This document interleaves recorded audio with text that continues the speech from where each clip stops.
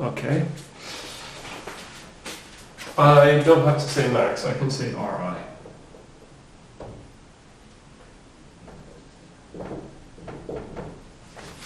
And then I don't have to... Okay. So,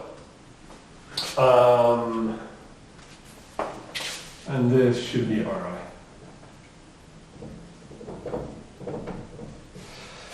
So without testing it, I think it works, probably, more or less. And otherwise, I mean, it could be patched and it could be made to work pretty easily. But what's the problem? So how long does this take? Do we still need to add Ri equals max after the inner loop? No. Not if I do this, I think. That's, so I'm getting rid of one variable, and yeah, okay. I'm not sure. Okay, sorry, yes. How fast, how much time does this take?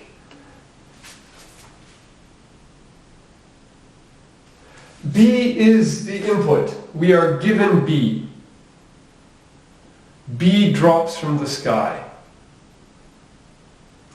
So some user gives us some sequence of numbers, and we are asked to find the longest increasing subsequence.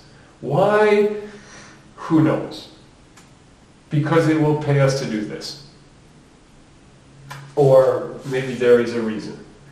But the reason doesn't actually affect how you implement this. R, yes, R, we define R so that Ri is the length of the longest subsequence ending at Bi. This. Okay, good. So we have n to the n. Not quite that bad. Not that. It's not great, but it's not that bad. This is an assignment. It's constant time. This is an if statement. This is constant time. This is a for loop. So it's going to take like time I. This is an assignment, it's constant time, and this is another for loop. So we have two nested for loops. So for I from 0 to n minus 1, and for j from 0 to I minus 1. So it's going to take quadratic time. So this is going to be O(n) squared. So that's not bad. How much space will it take? It will take like O of n, because apart from B, the only stuff we're using is R, and maybe this other green array G of pointers if we want to actually return a sequence.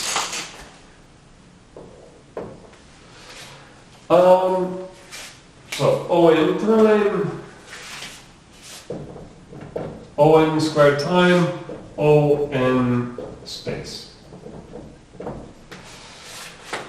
So, not terrible, but I mean not terrible if n is like 1,000, then it's okay. But if n is like 1,000,000, then it's not so good. So we're going to speed it up. And did that only take? That only took like 30 minutes. Oh, okay, this is going to be a fast lecture, maybe. Well, what I can do... Yeah, okay. No, it doesn't have to be that fast. So,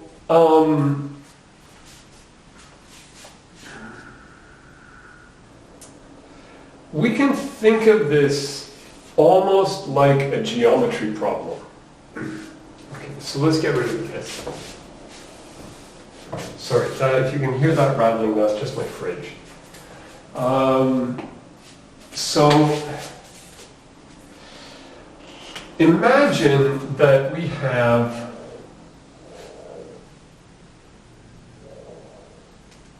actually no, this line doesn't exist.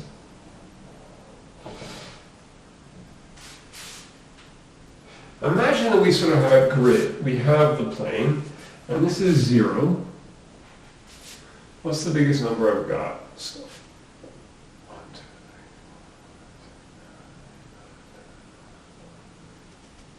2, 3. It doesn't actually matter. The biggest number I've got is at 12.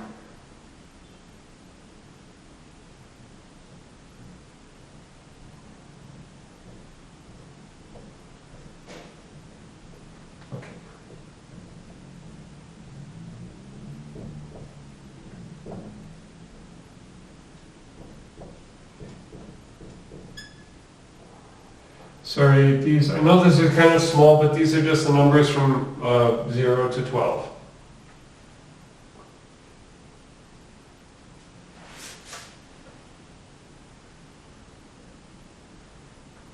These numbers will be bigger. I can even make those numbers bigger.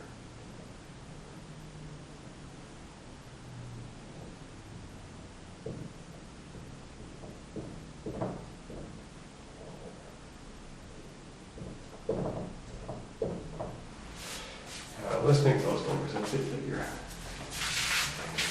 I can make them a lot bigger, but a bit bigger.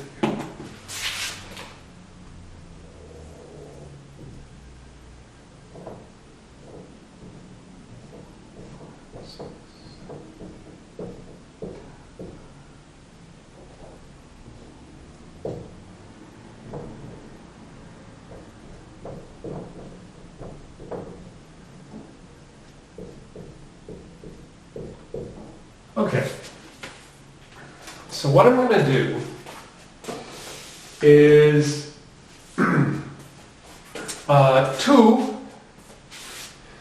So when I start out, I say 2. Okay, I want numbers smaller than 2, and I want the biggest length. So there's nothing, so I'm going to put a dot here. Okay? Which means this is, it has, the key is sort of 2, and it has some associated, it has length 1. Clear? Okay, then I have 7, and I say, okay, 7, I want sort of the biggest number, the biggest length of a number less than 7. So I'm asking for the highest point to the left of 7, which is 2, which is this 2, 1. Okay? So I say, okay, I take this 2, 1, and then I'm going to put a dot here. So this is, and this is 7, 2. Now, I take 5 and I say, what's the highest point left of 5? Well, this is 2 as well. So it's going, I'm going to take that.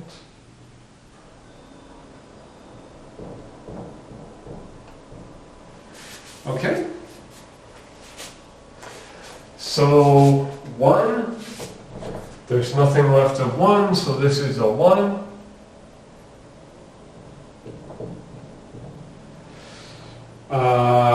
6, so what's the highest thing left of 6? What's the highest thing left of 6? It's this 5, woohoo. So this is going to be, this is going to give me a 0.63. Okay? So you can view this as a query on a grid, right? Where I'm asking, at each point I'm saying, what is the highest point to the left of my new value? And then I take it and I add a new point. So 6, 3, and then 4, what is the highest point left of 4? It's either of these, so I get 4, 4, 2, 9, what is the highest thing to the left of 9? It's this one, so I get 9, 4, Okay? So people can see that if I had, for example, a magic data structure that would let me do this, that would represent this grid, and I didn't restart the timer, foo.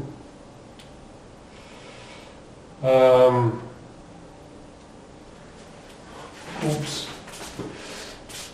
So this should be 15 minutes now. I don't know, I mean, maybe the Collaborate Ultra, oh good, the Collaborate Ultra is recording, good. Maybe the Collaborate Ultra is sufficiently high resolution that I don't even need my, my other little camera here. But, okay, so do people see what I'm doing? And how, if I had a magic box that represented this grid and let me query what is the highest point to the left of such and such, what does the x represent and the y represent? The x is the b value, and the y is the r value.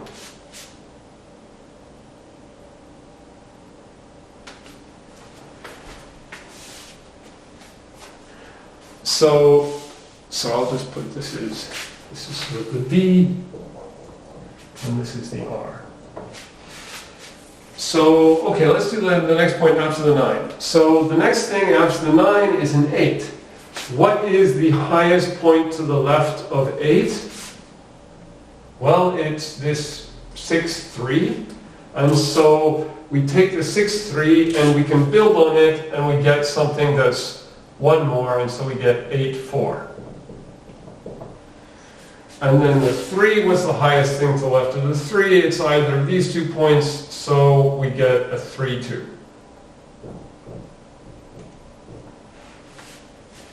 So if you had this magic box that would let you do this, where you would say, what's the height of the highest point to the left of x? And it would come back and say y.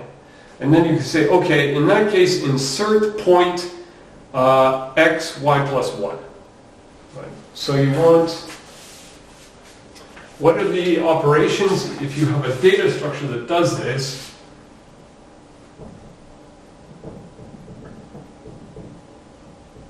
You want to query, what is the height of the highest point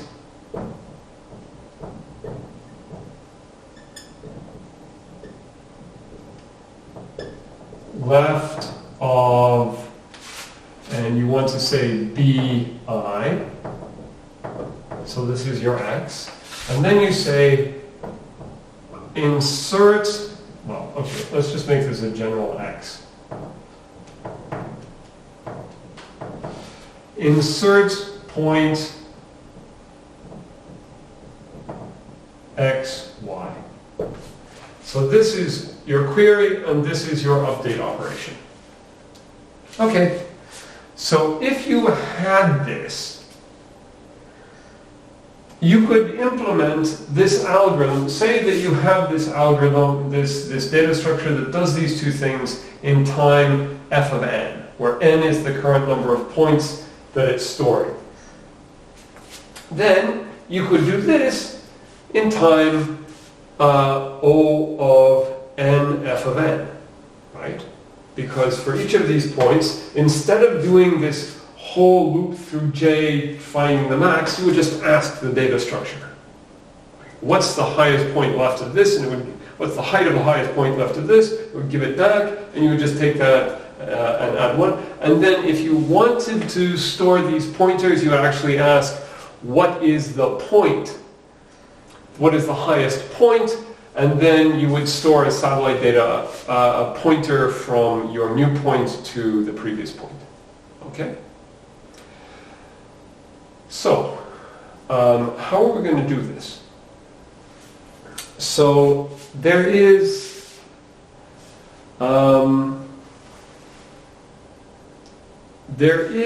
on LeetCode a very sneaky way of doing this.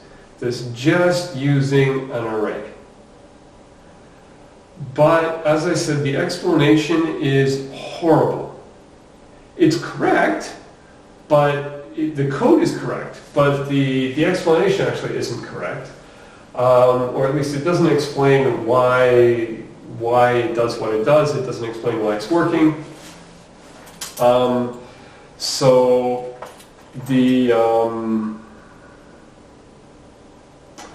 I'm going to teach you a more general technique, which also results in an n log n time. The solution on LeetCode is very brittle.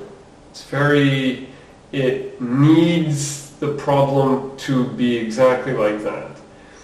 I'm going to teach you a technique which is more general and more powerful. And so LeetCode, the solution on LeetCode can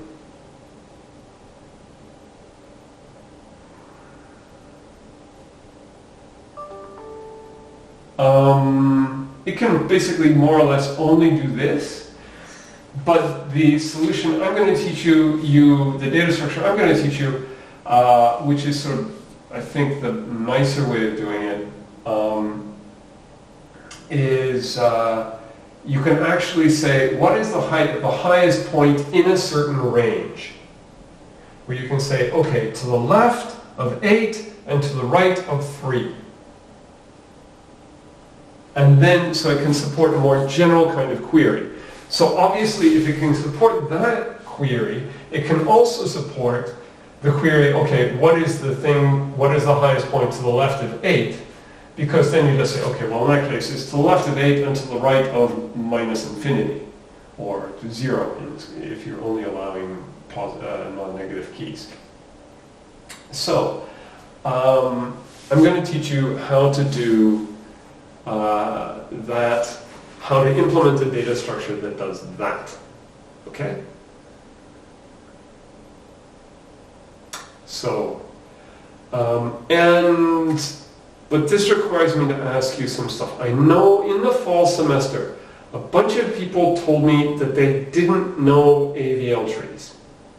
I don't actually care if you know AVL trees in particular, but do you know AVL trees, or red-black trees, or 2-3 trees, or like any of these other self-balancing binary search trees, splay trees? No. AVL trees, yes. Okay, so yeah, this is, apparently there is a difference between the sections of 2110. So I do not have time to teach. Okay, so I'm going to do with AVL trees.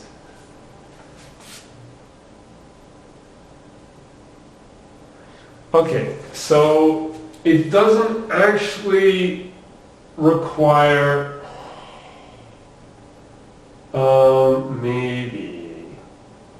maybe I have to modify the midterm a bit then. Maybe. So the thing is, it doesn't. So I mean, we can. I hope you all know binary search trees. Forgetting about the self-balancing thing. So I can do this explanation in terms of, first I'm going to do the explanation in terms of just trees, just binary search trees. And then we're going to sort of add the self-balancing bit on top. And the only problem is to show you really how it works. I sort of have to crack the things open, and we have to get inside and look at how you actually modify the AVL rotations. But you don't really have to worry about that, because like nobody, I have to look up rotations every year when I teach it. So we still want to do RI, but we can remember what this means. This is the definition, and this is one way, this is the slow way that we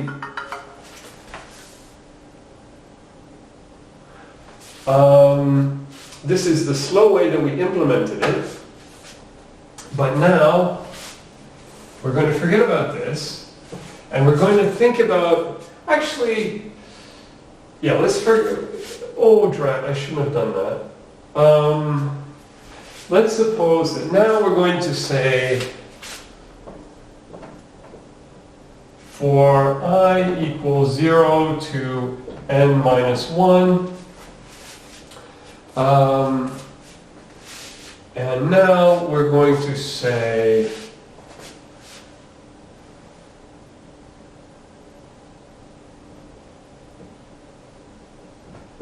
Ri equals 1 plus height of highest point left of BI, and then we say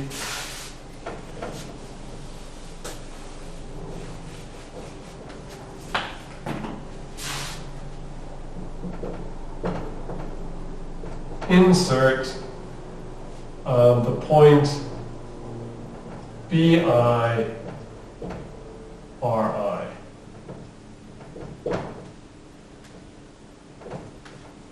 And 4. So it got much shorter, and if we can get these two operations on this data structure, so I should have actually written this in as a data structure query, but this is pseudocode. So if we can say how to implement this data structure, then this is going to take n time times the time for this query and the time for this update. Okay? Good, good.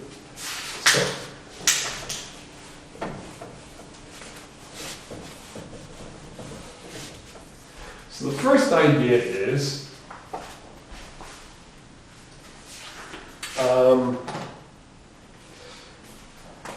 we're going to insert things into a, could we do it in a tutorial?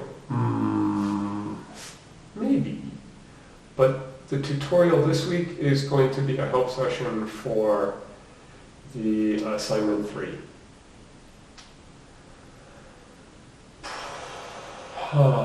Maybe. I will think.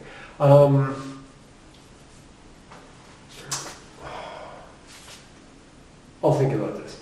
Okay, and I just have to check and see, I just have to see how much time we have on the clock before I have to restart this thingy. We have 2 minutes and 40 seconds before I restart this camera. Okay, so what we're going to do, suppose that we're just going to insert, for the moment, we're just going to insert the BIs, okay? So, yeah, so we remember this, so I can get more board space so that I can write nice and big. So we remember how to insert into a normal binary search tree. So we just insert 2, okay, and then we insert 7, and then we insert 5, and then we insert 1. And then we insert 6, and we insert 4, and insert 9, and 8, and 3,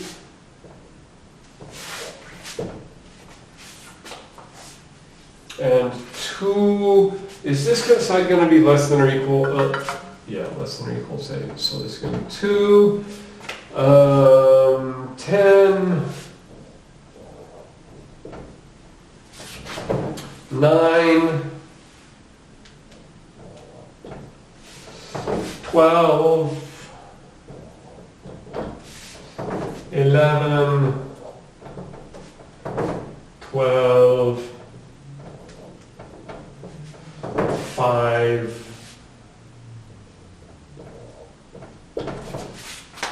Okay, so it is not balanced, right? No, nowhere near balanced, actually. But everybody remembers how to insert into a binary search tree.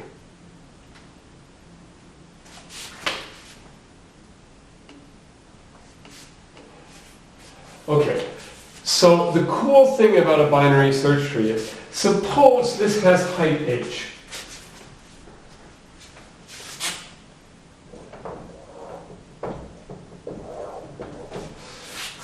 So I can actually, if I give you pick a number like,